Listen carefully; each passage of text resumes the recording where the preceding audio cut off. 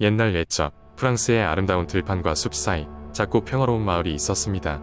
이 마을의 사람들은 자연과 조화를 이루며 지내왔습니다. 그 가운데 조용히 숲을 다스리는 거슴 마법의 황금 사슴이었습니다. 이 사슴은 오직 순수한 마음을 지닌 사람들에게만 모습을 드러낸다고 전해졌죠. 어떤 이들은 그 사슴을 본 자는 큰 행운을 얻거나 소원을 이룰 수 있다고 믿었습니다. 그러던 어느 날 마을에 엘로디라는 이름의 소녀가 살았습니다. 엘로디는 특별히 자연을 사랑하는 아이였고 항상 숲속을 산책하며 동물들과 친구가 되곤 했습니다. 그녀의 가장 큰 소원은 부모님이 건강하게 오래오래 사는 것이었습니다. 그러던 중 엘로디는 마을 어르신에게서 황금 사슴의 전설을 듣고는 그 사슴을 만나 소원을 빌기로 다짐합니다. 엘로디는 매일 아침 해가 뜨기 전에 숲속으로 깊숙이 들어갔습니다. 시간을 초월한 숲속에는 기묘한 나무들과 신비로운 꽃들이 만발했고 엘로디는 그곳에서 신기한 나비들과 작은 동물들을 만났습니다. 숲의 정령들은 엘로디의 진심 어린 마음을 알아보고 그녀를 응원했습니다. 하지만 황금 사슴의 흔적은 좀처럼 찾을 수 없었습니다. 어느 날 엘로디는 숲의 중앙에 있는 큰 호수가에서 아름다운 무지갯빛 반짝임을 발견했습니다. 가까이 다가가니 그곳에는 마치 금으로 만든 듯한 빛나는 사슴이 우아한 모습으로 물을 마시고 있었습니다. 엘로디는 숨을 죽인 채 조심스럽게 사슴에게 다가갔고 사슴은 엘로디를 바라보며 고개를 끄덕였습니다. 엘로디는 주저없이 자신의 소원을 말했습니다. 부모님의 건강과 행복을 위해 소원을 빈 뒤 사슴은 고요한 호숫가를 떠나 숲 깊숙이 사라졌습니다. 그 순간 엘로디는 자신의 가슴이 한없이 따뜻해지는 것을 느꼈습니다. 마을로 돌아온 엘로디는 놀라운 광경을 마주했습니다. 그동안 병으로 고생하시던 부모님은 건강을 되찾아 씩씩하게 엘로디를 맞아주었습니다. 마을 사람들은 이 기적을 보고 엘로디의 용기와 사랑에 대해 찬양하며 황금 사슴의 존재를 더없이 신뢰하게 되었습니다. 그 이후로도 엘로디는 종종 숲을 찾아다니며 자연과 교감했고 마을 사람들은 그녀가 떠나는 길을 항상 응원했습니다. 황금 사슴의 이야기는 오랫동안 마을의 전설로 남아 후세의 많은 사람들에게 희망과 믿음의 상징이 되었습니다. 두 번째 이야기, 옛날 옛적 프랑스의 어느 작은 마을 라마르탱에는 아름답고 색다른 전설이 전해져 내려왔다. 마을은 고대에 우거진 숲에 둘러싸여 있었으며 그 숲은 요정들이 살고 있다고 믿어졌다. 이 숲은 경계를 넘은 사람들에게 엄청난 불행이 닥친다고 전해져 마을 사람들은 숲을 두려워했다. 그러나 그중 소년 줄리앵은 용감한 모험가로서 숲의 비밀을 찾아 나서는 것을 꿈꾸고 있었다. 줄리앵은 작은 몸집에도 불구하고 누구보다 호기심이 많았고 항상 새로운 모험을 갈망했다. 어느 여름날 아침 줄리앵은 또래의 친구들과 숲 근처에서 놀면서 늘 그렇듯 신비로운 분위기에 압도되어 있었다. 그는 더 이상 숲의 경계를 그냥 바라보는 것에 만족할 수 없었다. 그날 밤 별들이 밝게 빛나는 하늘 아래서 줄리앵은 홀로 숲속으로 들어가기로 결심했다. 달빛이 소리 없이 비추는 숲길을 따라가던 줄리앵은 갑자기 길을 잃고 말았다. 당황하여 주변을 둘러보던 중 멀리서 흐릿한 빛이 반짝이는 것을 발견했다. 호기심이 그의 두려움을 이기자 그는 빛을 향해 조심스럽게 걸어갔다. 빛의 근원에 다다르자 놀랍게도 그는 옛날 전설 속에만 존재할 것 같던 요정들을 보게 되었다.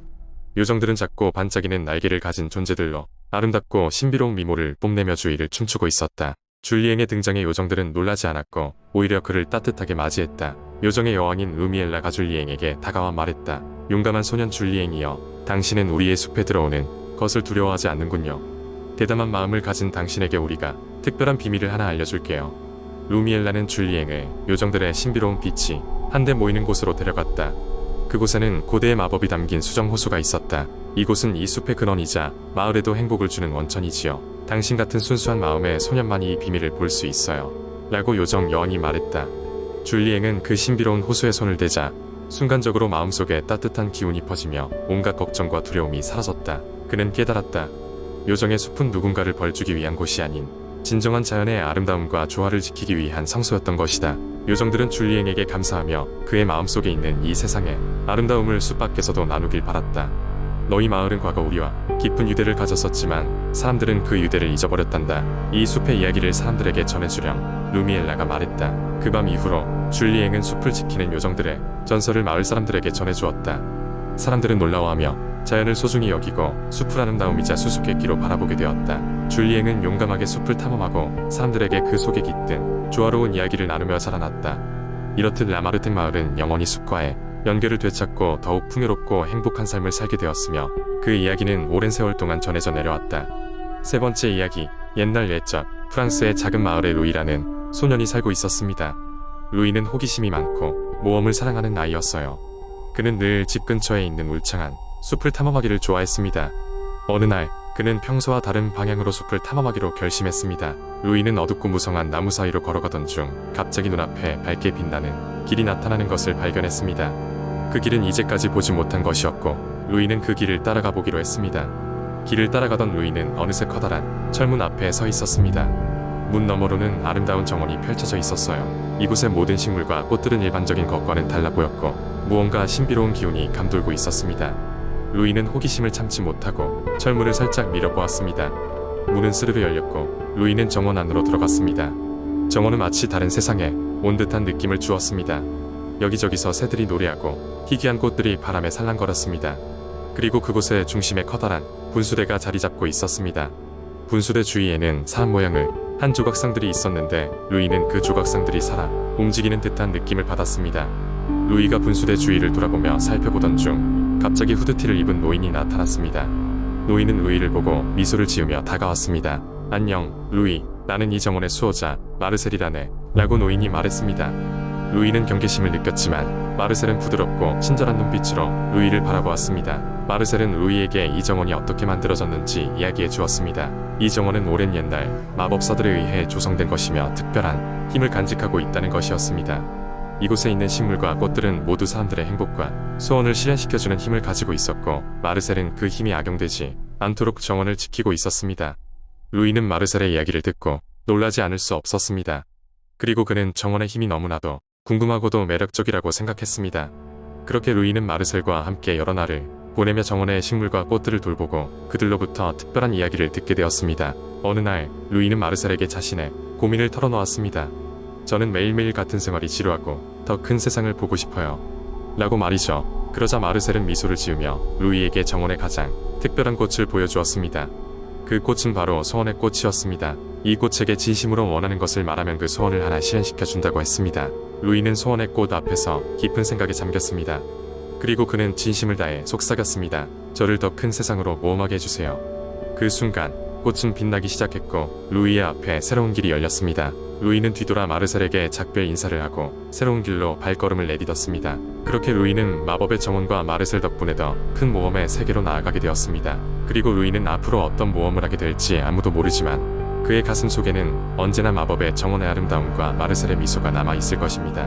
네 번째 이야기. 한때 프랑스의 깊은 숲 속에는 작은 마법사 로랑이 살고 있었습니다.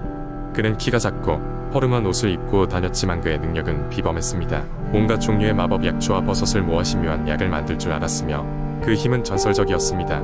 로랑은 사람들을 도와주기를 좋아했기 때문에 주변 마을 사람들은 그의 친절함과 재능을 높이 평가했습니다. 유년 시절 로랑은 마을 가장자리에 있는 나다만 오두막에서 어머니와 함께 살았습니다. 그의 어머니는 지역에 뛰어난 약초사였고 그는 어머니로부터 자연과 마법에 대한 많은 것을 배웠습니다. 대기숲에서는 조용히 지내며 야생동물들과 친구가 되었고 그들과 함께 뛰노는 것을 좋아했습니다. 결국 로랑은 숲의 비밀을 파악해냈고 그는 자연의 음성과 대화할 수 있는 능력을 갖추게 됐습니다. 어느 날 마을에 큰 위기가 닥쳤습니다. 이웃 마을에서 왔던 괴물 같은 늑대 무리가 사람들과 가축을 습격하기 시작했습니다. 마을 사람들은 크게 두려워했고 누구도 그 문제를 해결할 수 없는 듯 보였습니다. 늑대의 마법적인 힘은 일반적인 방법으로는 제어할 수 없었기 때문입니다. 마을의 장로들은 로랑을 찾아갔고 도움을 요청했습니다. 로랑은 두려움을 느꼈지만 그는 마을을 지키기로 결심했습니다. 그는 자신이 알고 있는 약초와 마법을 활용해 특별한 혼합물을 만들고 이 혼합물을 통해 늑대들을 물리칠 계획을 세웠습니다. 로랑은 깊은 숲으로 들어가 몇 가지 강력한 허브를 찾고 마법의 계곡에서 강력한 물을 얻어 돌아왔습니다. 그 물은 강력한 정화 능력을 가진 것으로 알려져 있었습니다. 한밤중이 되자 로랑은 약초로 만든 특별한 연고를 전복에 발랐습니다. 이 연고를 사용해 그는 보호막을 만들었고 마법 주문을 외워 보호막을 강화했습니다. 로랑은 숲속에서 마법의 보호막을 세우며 늑대를 기다렸습니다. 늑대들이 마을로 향하는 순간 그는 그들에게 다가가 보호막을 두르게 했고 그의 마법은 늑대들을 잠잠케 했습니다. 보호막에 갇힌 늑대들은 더 이상 사람들을 위협하지 않을 것이었습니다. 대신 그들은 로랑과 계약을 맺어 숲의 수호자가 되었습니다. 로랑은 그들을 숲 깊은 곳으로 보내 숲을 안전하게 지킬 수 있도록 했습니다. 마을 사람들은 로랑에게 고마움을 표하였고 그를 존경하게 되었습니다. 로랑은 여전히 작은 오두막에 살면서 마을 사람들을 도왔고 숲과의 조화 속에서 살아갔습니다. 그의 이야기는 세대를 넘어 계속해서 전해졌고 그는 전설적인 인물로 자리 잡게 되었습니다. 그리고 숲은 언제나처럼 조용하고 평화로웠습니다.